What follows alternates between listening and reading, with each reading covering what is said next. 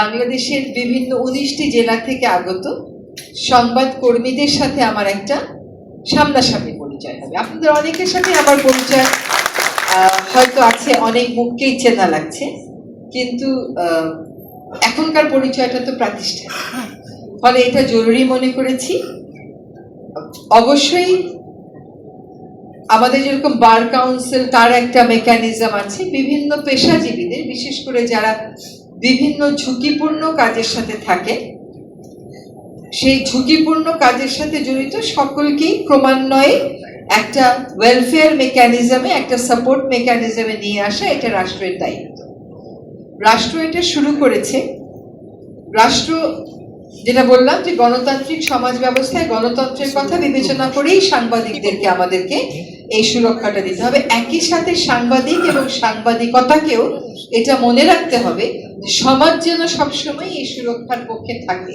সমাজ কখন এই সুরক্ষার পক্ষে থাকবে, সমাজ কখন এই সুরক্ষা বাড়ানোর পক্ষে থাকবে, যখন আমরা আমাদের উপর দায়িত্ব গণতান্ত্রিক কাজটা সম্পন্ন করি। খুব একটা তাৎপর্যপূর্ণ কিছু না। এবং এই সময়ে বা আগামী সময়ে যখন আমরা গণতন্ত্রের ট্রানজিশন বা যাত্রার দিকে যাব, সে সময়টা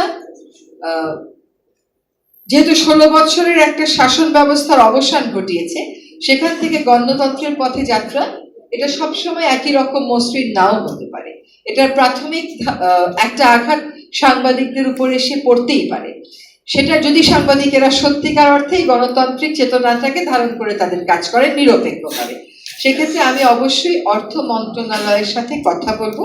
আমি আপনাদের এখানে বসি, এই যে এখানে কতগুলো পয়েন্ট আমাকে দেওয়া হয়েছিল, আমি ভাই গাড়ি আর অ্যাম্বুলেন্স আর হাসপাতালের দিকে এখন যেতে পারবো না, আমার সেই সময়টা নাই, বা সরকারেরও নীতিগত সেই সিদ্ধান্ত গ্রহণের সময়টা নেই।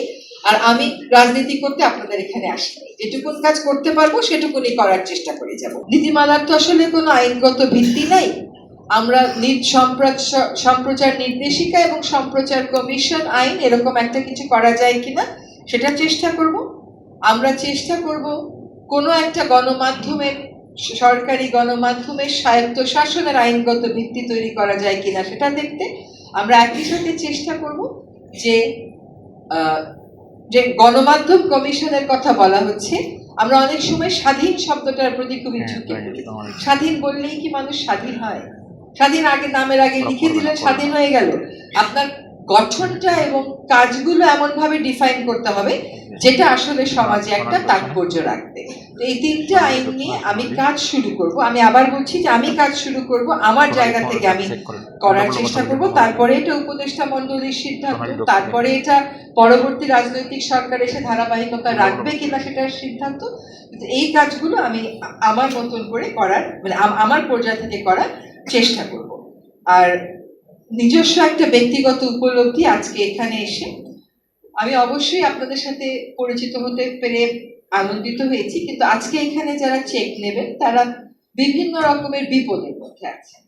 তারা খুব, সরকার যে এই সাহায্যটা তাদেরকে করছে, তাদের পাশে দাঁড়িয়েছে, এটা সরকারের গণতান্ত্রিক অঙ্গীকারেরই অংশ। আসলে এমন একটা পেশাজীবীদেরকে প্রোটেকশন দেওয়া যারা গণতন্ত্রের জন্য আমাদের অত্যন্ত ক্রুশাল। কিন্তু আমি মনে করি যে আমি একটু অনুরোধ করব এই ওয়েলফেয়ার ট্রাস্টকে যে আপনারা এই চেকগুলো একটু অ্যাকাউন্টের মাধ্যমে দিয়ে দিলে ওনাদেরও আসার কষ্টটা থাকে না। আর সরকারের যে এটা একটা দেখানো ব্যাপার, এটা হয়তো অন্য অনেককে কনফিডেন্স দেবে যে আমার সহকর্মী আহত হয়েছেন বা দুর্দশায় আছেন, তিনি সরকার থেকে সহায়তা পাচ্ছেন, এটা হয়তো অন্যদেরকে একটা কনফিডেন্স দেবে, এটাও সত্য কথা। কিন্তু সেই কনফিডেন্স বিল্ডিং মেকানিজমটা আমরা হয়তো অন্যভাবেও করতে পারি। আপনাদেরকে যাতে কষ্ট করে আসতে না হয়, বিভিন্ন জটিলতায় পড়তে না হয়, সেটা আমি মানে বিষয়টাকে আমরা শোভন পর্যায়ে রাখি, লোক দেখানো পর্যায় থেকে সরিয়ে শোভন পর্যায়ে নিয়ে আসার জন্য আর কিছু করার আছে কিনা ওয়েলফেয়ার ট্রাস্টকে বলবো সেটা একটু আপনাদের দিকে। সকলকে অনেক ধন্যবাদ। আজকে যারা এখানে এসেছেন, আপনারা যে বিপদের সম্মুখীন আছেন, আল্লাহ তাআলা সেই বিপদ আপনাদেরকে কাটিয়ে দিতে সহায়তা করুন। আপনারা আবারও সুস্থ এবং স্বাভাবিক জীবনে ফিরে আসেন সেই কামনা।